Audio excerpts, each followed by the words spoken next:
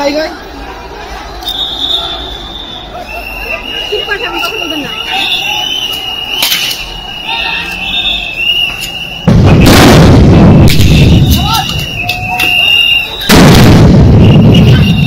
তো আজকে ফেটে যাবে রে।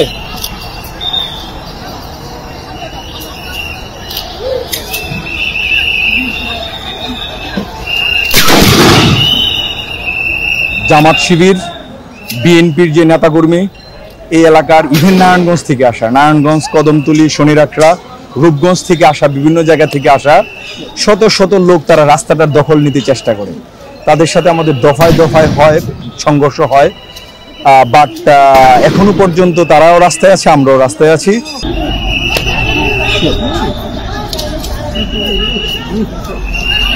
আমাদেরকে ওই পরিমাণ জায়গার মধ্যে যেন নিয়ে না যায় যেটাতে আমাদের হয়তো মানুষের জানমালের ক্ষতি করতে হবে। আমরা চাই যে শান্তিপূর্ণ আন্দোলন যেভাবে ছিল এভাবে আমরা অনেক ধৈর্যের পরিচয় দিয়েছি।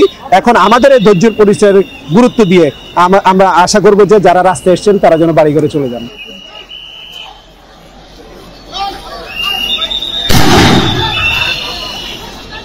Thank you.